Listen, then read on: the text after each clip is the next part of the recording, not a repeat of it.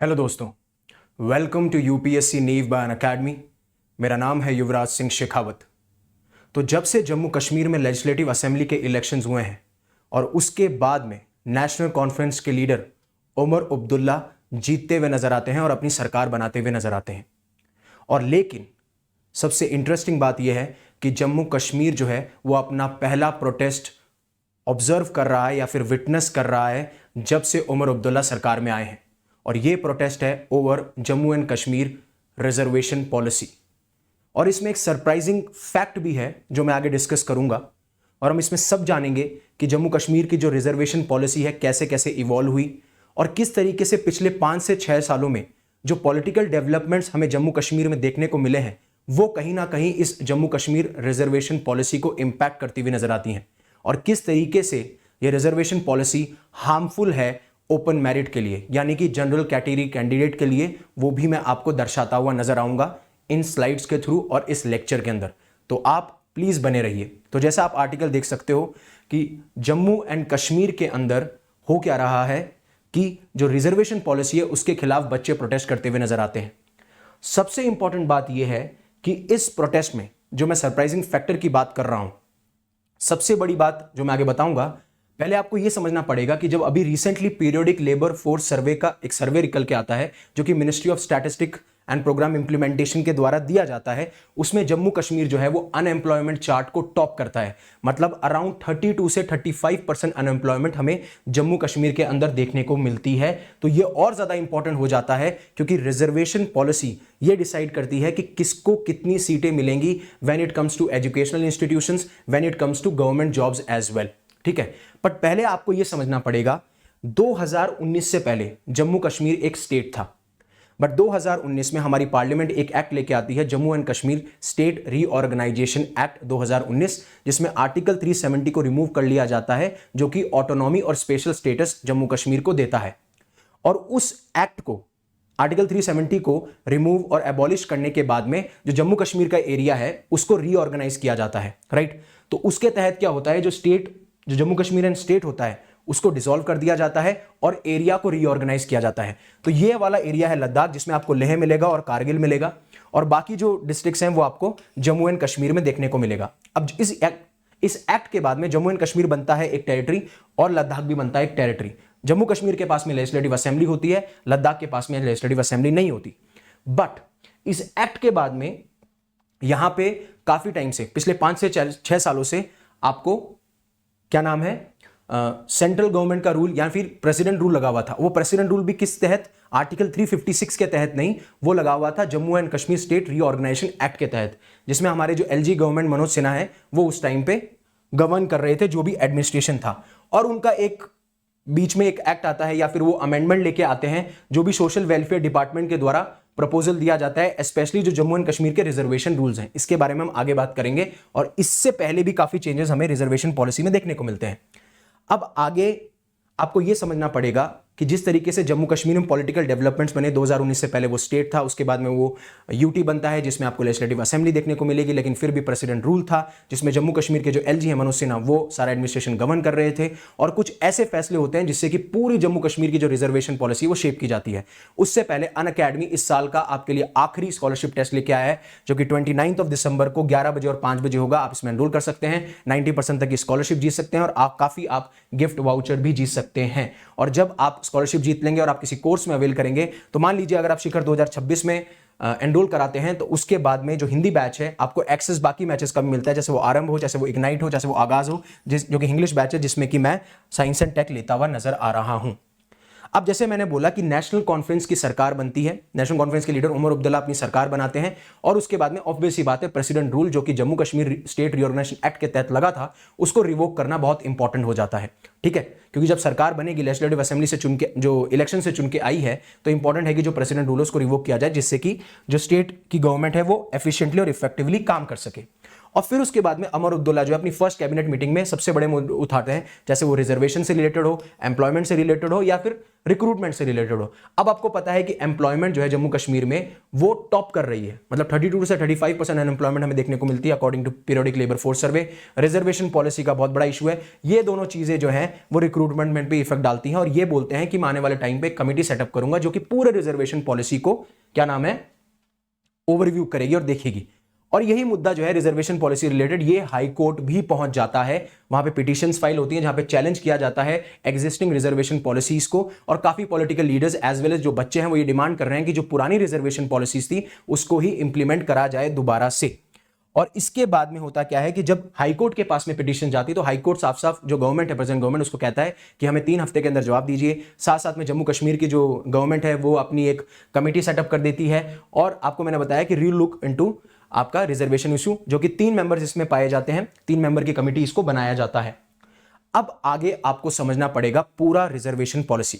मैंने आपसे political developments discuss कर लिए, मैंने आपसे बोला कि किस तरीके से रिजर्वेशन पॉलिसीज पे स्टेप्स लिए गए, चाहे से वो बच्चे हाईकोर्ट में जा रहे हों, चाहे से वो सरकार जो है वो एक सब कमेटी बनाती हुई नजर आ रही हो, और इस टाइम पे जिस तरीके से प्रोटेस्ट देखने को मिल रहा है।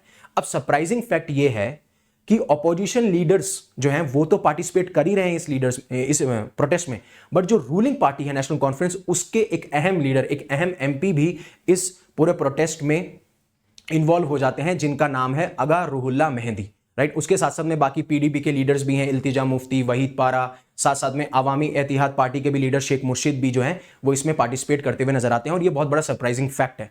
वो ये कहते हुए नजर आते हैं कि मेरा काम मैं ये नहीं चाहता कि मैं केओस लेके आऊं, मैं पार्टी को डिवाइड करूं, मेरा काम है कि मैं यूथ की जो वॉइसेस हैं उसको रेस करूं। उसी के लिए हमें सेलेक्ट किया गया है, जिस तरीके से ओपन मेरिट या जनरल कैटेगरी के कैंडिडेट जो कि सफर कर रहे हैं। अब आपको पहले समझना पड़ेगा कि 2019 से पहले जब जम्मू कश्मीर स्टेट था तो किस तरीके का रिजर्वेशन है। अब रिजर्वेशन का मतलब आप समझते हैं कि आप क्या कर रहे हैं, कुछ कैटेगरीज के लिए जो कि on the basis of socially and educationally backward classes हैं, ठीक है, जिस तरीके से पास्ट में एट्रोसिटीज रही या जो सिचुएशंस उन्हें फेस करनी पड़ी, उसके बेसिस पे कुछ सीट्स रिजर्व की जाती हैं एजुकेशनल इंस्टीट्यूशंस या फिर आपके गवर्नमेंट जॉब्स के अंदर, राइट। तो अब उसमें 2 कंसेप्ट होते हैं, एक होता है आपका वर्टिकल रिजर्वेशन, एक आपका होता है हॉरिजॉन्टल रिजर्वेशन। वर्टिकल रिजर्वेशन में क्या करते हैं, आप कुछ जो सीट्स हैं उनको अलोकेट करते हो, उनको रिजर्व रखते हो कुछ कैटेगरीज के लिए, जैसे कि schedule caste, schedule tribe, OBCs, ऐसे करके आप करते हो। तो that is a vertical reservation across all categories, चाहे वो एससी हो, एसटी हो, ओबीसीज हो, तो ये आपको वर्टिकल रिजर्वेशन मिल रहा है, खड़ा रिजर्वेशन। बट जब मैं हॉरिजॉन्टल रिजर्वेशन की बात करता हूं तो इसमें आप अनरिजर्व्ड और रिजर्व कैटेगरीज पे कोई डिफरेंशिएशन नहीं करते। आप हॉरिजॉन्टल रिजर्वेशन जो है वो इन सारी कैटेगरीज में अप्लाई करते हो। जैसे मान लीजिए एससी में कुछ बच्चे सेलेक्ट हुए, 10 बच्चे, तो आप बोलोगे कि एक जो सीट है इसके अंदर आप फिजिकली हैंडीकैप्ड के लिए रख दीजिए, 2 सीट जो है वो आप एक्स सर्विसमैन के लिए रख दीजिए। तो ये हॉरिजॉन्टल हुआ। तो एससी में 10 बच्चों का सिलेक्शन हुआ, 20 बच्चों का सिलेक्शन एसटी में हुआ, 30 बच्चों का सिलेक्शन ओबीसी में हुआ, that is a vertical reservation. But जब एससी के अंदर ये रिजर्वेशन, और ये रिजर्वेशन सारी कैटेगरीज में लगेगा जब मैं हॉरिजॉन्टल रिजर्वेशन की बात करता हूं, तो अब 2019 से पहले क्या होता है कि जो आप यहां पे देख पा रहे हो वीक एंड अंडर प्रिविलेज, ये अराउंड 2% होता है, एससीज को अराउंड 8%, एसटीज को अराउंड 10%, और जो लोग, जो residents line of actual control में रह रहे हैं, राइट, एलएसीज पे रह रहे हैं, उनको मिलता है 3%, राइट। एलएसीज पे जो रह रहे हैं उनको मिलता है 30%, और जो बैकवर्ड एरियाज में रह रहे हैं उनको मिलता है 20%, और बाकी हॉरिजॉन्टल रिजर्वेशन जो है वो एक्स सर्विसमैन और फिजिकली हैंडीकैप्ड लोगों को दिया जाता है। तो यहां पे जो कैटेगरी बनती है ओपन मेरिट कैटेगरी, यानी जो जनरल कैटेगरी कैंडिडेट्स हैं उनके लिए बचता है 48% का एरिया। ये 2019 से पहले का सीन था। बट उसके बाद में 2019 के बाद में एक एक्ट आता है या फिर एक अमेंडमेंट किया जाता है कुछ रूल्स के अंदर। तो आप जैसे ये देख सकते हो 2005 में जो Jammu and Kashmir reservation rules है 2005, उसके तहत शेड्यूल्ड कास्ट को 8%, शेड्यूल्ड ट्राइब्स को 10%, और जो weak and underprivileged class है उनको 2%, जिन्हें हम सोशल कास्ट कहते हैं, जो आपके लाइन ऑफ एक्चुअल कंट्रोल के आसपास रह रहे हैं रेजिडेंट्स ऑफ एरिया, उनको हम 3% कह रहे हैं, और साथ साथ में जो रेजिडेंट्स है बैकवर्ड एरियाज के, उन्हें हम 20% रिजर्वेशन दे रहे हैं। ठीक है, ये वाली बात है एएलसी के अराउंड। और रेजिडेंट ऑफ बैकवर्ड एरिया 2। और ये है हॉरिजॉन्टल रिजर्वेशन जिसमें 6% आपका एक्स सर्विसमैन को और फिजिकली चैलेंज को आप 3% देते हुए नजर आ रहे हो। तो जब आप इनको कैलकुलेट करोगे तो आप पाओगे 10 और 8 18, 18 और 2 20, 20 और 2 40, 43%। 43% मतलब कि 57% जो है वो आप जनरल कैटेगरी कैंडिडेट या फिर ओपन मेरिट। बट जिस तरीके से आपको पता है ये जो 9% है ये हॉरिजॉन्टली रिजर्वेशन है, ये हर कैटेगरी में अप्लाई होगा जिस तरीके से मैंने समझाया। तो आप ये मान लीजिए 57% में से आपका 9% और चले गया, ठीक है। क्यों? क्योंकि अब जब ओपन मेरिट वाले जो सिलेक्शन होगा उसमें भी तो आपको 9% हॉरिजॉन्टल रिजर्वेशन, तो एक्चुअली में आपको मिलता है 48% रिजर्वेशन, ठीक है। ओपन मेरिट की बात कर रही है, इस तरीके से क्लासिफिकेशन होती है। अब उसके बाद में सिचुएशन कैसे चेंज होती है, जब उसके बाद में जो सोशल वेलफेयर डिपार्टमेंट है वहां पे नोटिफिकेशन ला के डायरेक्ट रिक्रूटमेंट में चेंज किया जाता है। जैसे कि शेड्यूल ट्राइब को सेम 8% रखा जाता है, शेड्यूल ट्राइब्स को 10% रखा जाता है। और जो आपका socially and educationally backward classes हैं उसमें पहला क्या सेक्शन था, सोशल कास्ट, जहां पे 2% था, तो यहां पे 2% का आपको इंक्रीज देखने को मिला, 4% हो गया। जो रेजिडेंट्स थे areas adjoining line of actual control या फिर इंटरनेशनल बॉर्डर, जहां पे 3% था, तो यहां पे आपको 1% इंक्रीज करने को मिल गया। अब जो बैकवर्ड एरियाज में रेजिडेंट्स थे उनको पहले 20% दिया जा रहा था, बट अब उनको 10% दे दिया गया और एक नया इंट्रोडक्शन लाया गया पहाड़ी स्पीकिंग पीपल के लिए 4%। तो अब देखिए यहां पे 10% कम हो चुका है, तो 4% पहाड़ी स्पीकिंग पीपल का बढ़ा, 2% आपका सोशल कास्ट का बढ़ा और 1% आपका ये, तो 4, 2, 6 और 7। लेकिन साथ में इकोनॉमिकली सेक्शन का भी 10% बढ़ जाता है। तो अब जब रेजिडेंट्स ऑफ बैकवर्ड एरियाज का 10% क्या हुआ, हमने क्या किया, कम किया, तो उसको कंपनसेट जो हुआ वो इकोनॉमिकली वीकर सेक्शन 10% में आ गया, तो यहां तो बात खत्म। लेकिन 7% का हमें एक और इंक्रीज देखने को मिला। तो पहले क्या था, पहले 57% टोटल था, उसमें अगर आप 9% हॉरिजॉन्टल रिजर्वेशन निकाल दो तो आपके पास बचा 48, लेकिन अब 7% और इंक्रीज हुआ है, तो ये 57 क्या हुआ, ये 57 बच गया 50%, और जो आपका हॉरिजॉन्टल रिजर्वेशन था वो बढ़ गया, वो 6% और 4% हो गया। क्योंकि पहले कितना था, पहले आपका था 6 और 3 9%, तो यहां पे भी 1% बढ़ता है तो 10% हो जाता है। तो टोटल कितना हुआ, बचा 50। अब इसमें भी हॉरिजॉन्टल रिजर्वेशन था, तो 57 पे पहले 9% का हॉरिजॉन्टल रिजर्वेशन से वो 48 पे आया। अब 50% ही टोटल रिजर्वेशन बचा है, उसमें 10% हॉरिजॉन्टल रिजर्वेशन हो गया, जिसकी वजह से ये जो है 40% पे आ जाता है। अब आपको ये टेबल अच्छे से समझ में आ जाएगी। पहले ओपन मेरिट कैटेगरी 48 था, अब ओपन मेरिट कैटेगरी 40 हो चुका है। तो ये चीज आप देख सकते हैं यहां पे हमें देखने को मिल रही है, ये पूरा मैटर होता है। अब ये 2025 का, लेकिन उसके बाद में क्या होता है, जम्मू कश्मीर के जो लेफ्टिनेंट गवर्नर है मनोज सिन्हा, वो 10% और इंक्रीज कर देते हैं reservation for newly included tribes. अब ये जो 10% रिजर्व किया, इसमें जो 4% पहले पहाड़ी स्पीकिंग पीपल के लिए था वो भी इंक्लूडेड है, ठीक है, वो भी इंक्लूडेड है। लेकिन उसके साथ साथ में कुछ और कास्ट आती हैं, जैसे कि आप देखेंगे पहाड़ी ट्राइब, कोलीज एंड गद्दा ट्राइब, इनको भी इंक्लूड कर दिया जाता है। और अब इनको इंक्लूड कहां किया जाता है, जहां एसटी में आपको 10% इंक्रीज देखने को मिल रहा था, अब एसटी की जो कोटा है उसको 20% रिजर्व कर दिया, जिसमें कि 4% पहले ही पहाड़ी स्पीकिंग पीपल को था, जो कि इसमें डाल दिया जाता है। तो अब यहां पे एक्चुअल हमें 6% रिजर्वेशन और इंक्रीज होता हुआ नजर आता है, ठीक है। तो जो 4% था वो इसी के अंदर आ गया। लेकिन उसके बाद में ये भी कहते हुए नजर आते हैं कि जो एसटी में 10% था, जो पहले कम्युनिटीज को दिया जा रहा था, वो उसमें ही डिवाइड होगा, और जो ये नई कम्युनिटीज आई हैं इनमें ये 10% को किया जाएगा, अलॉन्ग विद पहाड़ी एथनिक ग्रुप या फिर पहाड़ी स्पीकिंग पीपल के साथ साथ में जो लोग आए हैं, राइट। ये हमें चीज देखने को मिलती है। और ये जो है सोशल वेलफेयर डिपार्टमेंट ने जो प्रपोजल भेजा था उसको अमेंड करने के बाद में जो रिजर्वेशन रूल्स है उसमें चेंज किया जाता है। ऐसा ही ओबीसी में 15 कम्युनिटीज जो हैं वो डाल दी जाती हैं, और ओबीसी का जो रिजर्वेशन है उसको 8% कर दिया जाता है। अब देखिए जो सोशल कास्ट थी, जिनका पहले 2% रिजर्वेशन था, फिर उसके बाद में 4% हुआ, इस सोशल कास्ट का जो नाम है, जो वीक और अंडर प्रिविलेज जो क्लासेस थी, उनका नाम अब ओबीसी रख दिया जाता है, और इसमें 15 कम्युनिटीज को और ऐड कर दिया जाता है, और उस कोटा को 8% बढ़ा दिया जाता है। तो एक्चुअली में 4% और बढ़ गया, कहां से, ओबीसी में, और 6% बढ़ गया एसटी में, तो 10% और बढ़ जाता है। और फिर ओपन मेरिट कैटेगरी का जो रिजर्वेशन है वो बचता है सिर्फ 30%। तो पहले 48 था, फिर उसके बाद में पहले एक्चुअल में 57 था, बट 57 के बाद में 48 क्यों होता है, क्योंकि उसमें हॉरिजॉन्टल रिजर्वेशन भी दिया जा रहा है। फिर वो होता है क्या नाम है 50, 57 से 50, लेकिन 50 में 10% हॉरिजॉन्टल रिजर्वेशन दिया जा रहा है, तो वो बचता है 40।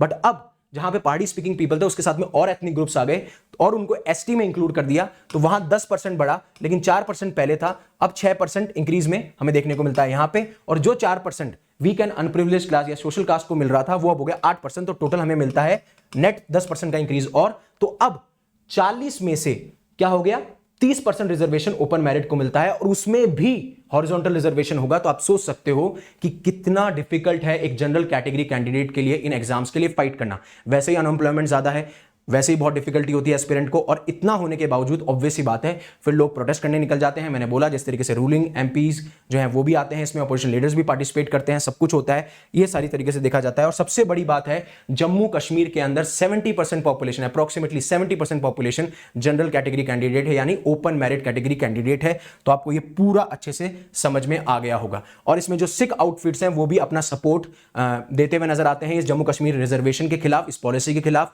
और वो बोलते हैं कि जो 2019 से पहले रिजर्वेशन था उसको लाया जाए। और उसके बाद में उमर अब्दुल्ला जो हैं, जो चीफ मिनिस्टर हैं, वो जो प्रोटेस्टिंग स्टूडेंट्स हैं, उनके जो लीडर्स हैं, उनसे मिलते हुए नजर आते हैं और उनको काफी अश्योरेंस भी देते हुए नजर आते हैं। वो ये कहते हैं कि जो भी प्रोटेस्ट कर रहे थे मेरे रेजिडेंस के बाहर जो कि श्रीनगर में है, मैं उनको अश्योरेंस देता हूं, मैंने नंबर ऑफ अश्योरेंस दिए हैं, कम्युनिकेशन का चैनल ओपन रखा है, आपको कभी भी कोई इशू हो तो आप मुझसे बात कर सकते हो। साथ साथ में वो कहते हैं कि डेमोक्रेसी की ब्यूटी यही है कि हम आपको सुने, हमारे साथ डायलॉग्स हो, हमारे साथ डिबेट्स हो, हमारे साथ डिस्कशंस हो, और फिर हम एक ऐसे नतीजे पर पहुंचे जो सारी आवाम को संतुष्ट करे, यानी सेटिस्फाई करे। होप आपको ये पूरा आर्टिकल समझ में आया होगा, किस तरीके से जम्मू कश्मीर की पॉलिटिकल डेवलपमेंट की हिस्ट्री उसके जम्मू कश्मीर की रिजर्वेशन पॉलिसी को शेप करता है, और किस तरीके से ओपन मेरिट यानी जनरल कैटेगरी का कैंडिडेट सफर कर रहा है। अब रैशनलाइजेशन क्या है? जब ये पिटीशन जाती है जम्मू कश्मीर हाई कोर्ट में तो इसे अनरीजनेबल और इलॉजिकल बता दिया जाता है, क्योंकि पहली चीज, जितनी 70% पॉपुलेशन है उसको सिर्फ 30% तुम रिजर्वेशन दे रहे हो, और उसमें से भी आप हॉरिजॉन्टल जब लगा दोगे तो बचेगा क्या उनके पास? कुछ नहीं बचेगा। दूसरा, ये सारी चीजें बात की जाती है, तो रिजर्वेशन कैसा होना चाहिए? वो जो नेशनल कॉन्फ्रेंस के लीडर हैं आगा रुगुल्ला, वो बोलते हैं या तो आप ऐसा कीजिए कि जो पॉपुलेशन है उसके अकॉर्डिंग आप रिजर्वेशन दीजिए, उस रेशियो में आप रखिए, या तो इन लाइन विद दैट रखिए, या फिर जो सुप्रीम कोर्ट ने कैप लगा रखी है 50% रिजर्वेशन की, या फिर आप उस ऑर्डर को इंप्लीमेंट कीजिए। ये सारी चीजें कहते हुए नजर आते हैं। तो ये पूरा इशू था जो मैंने कवर किया। अगर आप जो भी आपके कमेंट्स हैं, जो भी आपके, आप प्लीज़ इस लेक्चर को लाइक कीजिएगा, मैंने बहुत मेहनत की है, प्लीज़ को कमेंट कीजिएगा, मुझे एनकरेजमेंट मिलता है, और इस चैनल को सब्सक्राइब कीजिएगा। अनअकैडमी में अगर आप ऑप्शनल की तैयारी करना चाहते हैं तो आप कर सकते हैं डिफरेंट चैनल से। अगर आपने मेंस निकाल लिया है तो आप मॉक इंटरव्यू में फ्री तैयारी कर सकते हैं, एनरोल कर सकते हैं। So again thank you very much for giving me your precious time listening to me as well as. अगर आपको अच्छा लगा तो प्लीज़ इसे लाइक कीजिए, कमेंट कीजिए, आप इनको जितना इसको शेयर कर सकते हैं उतना शेयर कीजिए। अगर इस लेक्चर ने आपकी लाइफ में वैल्यू ऐड करी, आपको लगता है किसी और लाइफ में वैल्यू ऐड कर सकता है, तो इसे शेयर कीजिए, एज वेल एज इस चैनल को सब्सक्राइब कीजिए। Again thank you very much for listening to me. Stay safe, stay happy, शब खैर।